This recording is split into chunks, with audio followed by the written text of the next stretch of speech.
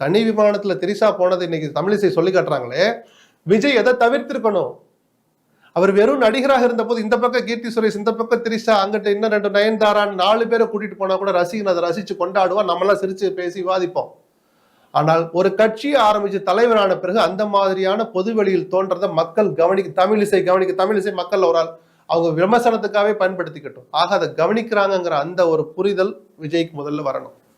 பொது வெளியில் நாம் எப்படி நடந்து கொள்கிறோம், நாம் எப்படி நடந்துக்கிட்டாலும் மக்கள் நம்மளை கவனிக்கிறாங்கிற அந்த புரிதல் அவருக்கு வரலைன்னா தலைவருக்குரிய எல்லா பண்புகளும் அவ்வளவு எளிதில் வராது.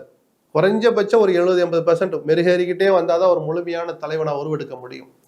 இந்த ரிப்பன் கட்டுறது, இந்த ஆப் வெளியிடுற போது தலையை சீவாம ஒரு வீடியோ வெளியிடுறது, இதெல்லாம் தலைவருக்கு அழகல்ல. நடிகர் விஜய்க்கு அது சூப்பரா இருக்கும். லட்சக்கணக்கான ரசிகர்கள் விசில் அடிப்பான், கொண்டாடுவான். அதை தனிப்பட்ட முறையில் நான் ரசிக்க மாட்டேங்கிற அவருடைய ரசிகர்கள் அதை ரசிப்பாங்க. ஆனால் நீங்க அந்த ரசிகர்களுக்காக மட்டுமா அந்த கட்சி ஆரம்பிச்சிருக்கீங்க? உங்கள ஒருத்தர் ஜெயிச்சு வர போறார், நீங்க போடுற ஓட்டு இந்த விஜய்க்கு போடுற ஓட்டுன்னு என்னையும் சேர்த்தான் சொன்னார், உங்களையும் பார்த்தான் சொன்னார் மறைமுகமா. ஆமாவா இல்லையா? தமிழ்நாட்டு மக்களுக்கான அறைகூவல். அந்த தமிழ்நாட்டு மக்களில் ஒருவனாக நான் சொல்றேன், நீங்கள் நடந்து கொண்ட விதம் தவறு.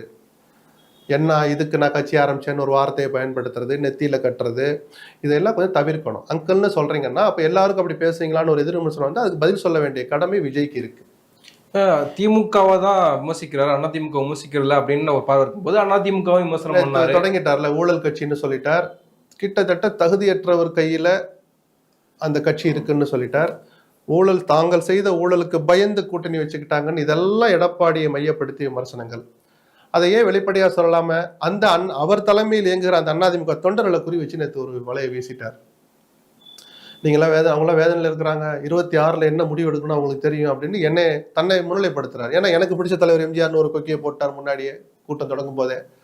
அப்போ நான் இருக்கிறேன் வாங்கன்னு ஒரு வேண்டுகோள் விடுத்திருக்கிறார். அதுக்கு பலன் இருக்குமா சார் நீங்க கேட்டீங்கன்னா, இருக்குமா இருக்காதாங்கிறது வேற.